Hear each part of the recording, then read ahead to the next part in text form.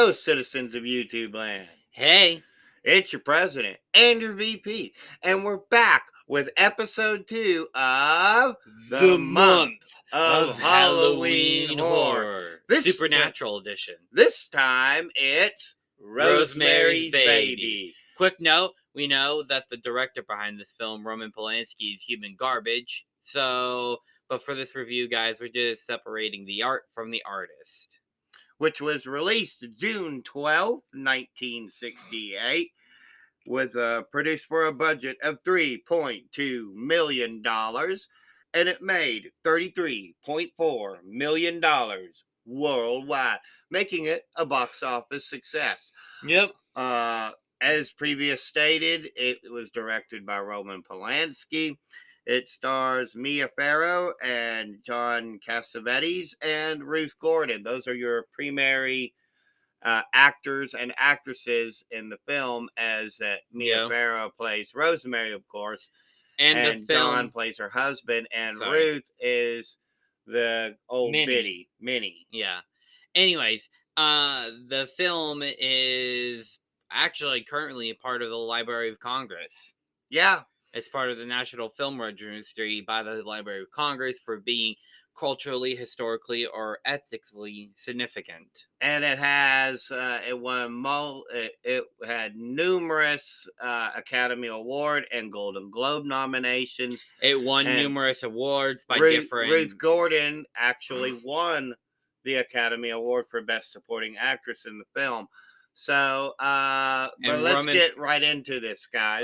Roman Polanski actually won a nomination. Or not nominated, but won a film for Best Foreign Film at the French Academy Awards. So this movie begins with basically like a children's lullaby with a little la la la la la type of thing that's playing over the beginning of it, and we're introduced to a young couple, the Woodhouses, Rosemary, and I believe it's John, I'm gonna say Guy, that's it. John's the name of the actor. Yeah. Guy is the name of the character. Guy and Rosemary, they are moving into an old brownstone, and they're fixing the place up, and she's going through the renovations and the decorations. But before too long, they're introduced to their next door neighbors, who are much older. They're in their late 70s, probably early 80s. Well, in the film, they say that Roman is 79. Yeah. Which we'll get to, because it's very important. Because, yeah. So, she is kind of taken aback by the neighbors. And the guy's actually a little apprehensive, and it's really Rosemary at first that wants to be the neighbor's friends. But there's a reversal, because Guy decides he's going to go back over there after. He's like, okay, one time we'll go and we'll hang out and we'll say, hey, it's been fun, but we got things we got to do, right? Yeah. So he goes back, though, and he starts listening to the stories of Roman. And we kind of have this because Roman is the bad guy. And yes, guys, I know Roman Polanski and Roman Polanski is a real life bad guy, and yet in one of his films, Roman is the name of one of the bad guys. Yeah, go figure. So some things start to happen, and they're trying to get pregnant, our Guy and Rosemary, and so they have a love scene, and then they have this. Rosemary has this weird dream sequence, guys. It's crazy. Okay, you got Guy and her, and they're in an intimate setting, and then there's all these people around, and they're all without their clothes on, and they're watching, and there's this red light, and yeah, it's super crazy.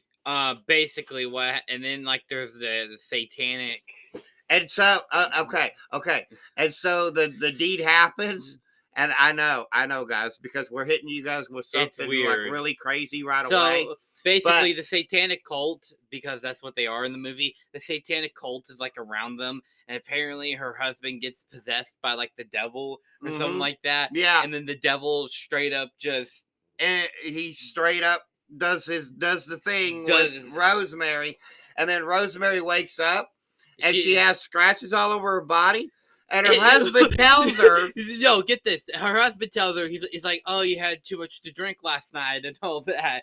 And then she's like, "Why do I have scratches all over myself?" He's like, "Oh, I couldn't refuse. It was baby night. I couldn't help myself. And I got So a little rough with it." I was like, "Oh my god, did they just really do that?" Like, so yeah, it goes from like 0 to 100 because it's a slow burn, and she's kind of okay. Are they witches? Are they not witches? Are they witches? Are they not witches? And this goes back and forth for about 30 to 45 minutes of her paranoia, and to where she doesn't know for sure till she meets her friend who is going to tell her what happened. But then he gets into a coma because the witches put him there because they yeah. stole something of his. Yeah, so apparently they're going by warlock logic, in which a witch needs a personal item to like put a spell on you. And they gave her So this good luck charm that's not really a good luck charm. It causes her to lose massive amounts of weight.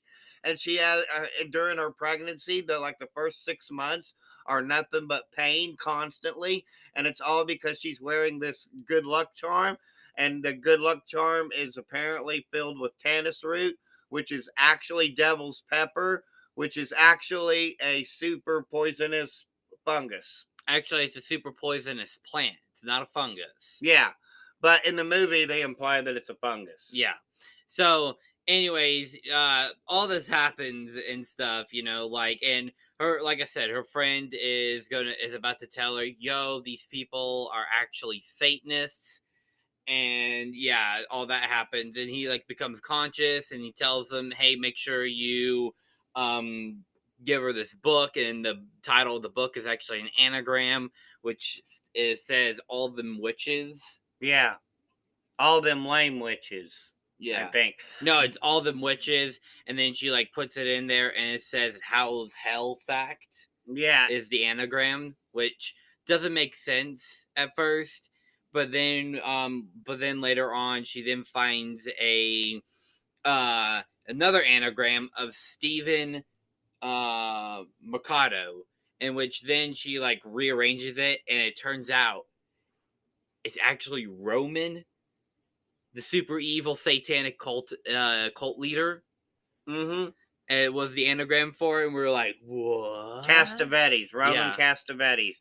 And so I got to back up a little bit, though, because we just skipped over another big plot point, and that is that, okay, we were talking about how the guy had went back and talked with them. Well, it turns out that guy's an actor, and he was up for a part, right? And this other guy, Don Blom, uh, I can't remember how to pronounce his name, but his first name was Don, and he was going to get the part, right? But then suddenly he got blinded and couldn't do it no more, and it's because guy made a deal with the satanic cult to give them a offspring in order to get the part. Yep. Yeah. Yep, that's how that happens. And she kind of like put two and two together. She's like, "You're a part of the satanic cult. They promised you fame and fortune if you would give them our child." She And spits at his face towards the end because of all that, because he's like, yeah, you lost the baby, it was stillborn. And she freaks out, and she's still like, you're "You're lying, lying! you're You're lying, lying! you're You're lying. lying!" And she knows that the baby's actually still alive. And so she's like, what happened to its eyes? And they'd say, it's got its father's eyes. It's the devil's eyes, and we're all Satanists. And Yeah, it's like, "Oh, we're all Satanists." he And it chose has, you to be and out of then all the women in the world. He and then chose you, and then Rosemary. and then afterwards, all the Satanists are literally like, "Hail Satan! Hail Satan!" Oh, Get the son of mortal woman. Hail Satan! Hail Satan! Satan is his father. And then Aunt B's rival from the Andy Griffith Show, she shows up and she's like, "Hail Satan! I'm a Satanist." And then Roman's like, "Shut up, you old hag! You can't watch after this child." It's like that kind of explains Aunt B's rival's behavior a lot, actually. So Aunt B's rival's like, "Peace out! I'm back to Mayberry." She's actually a Satanist, guys. You're welcome.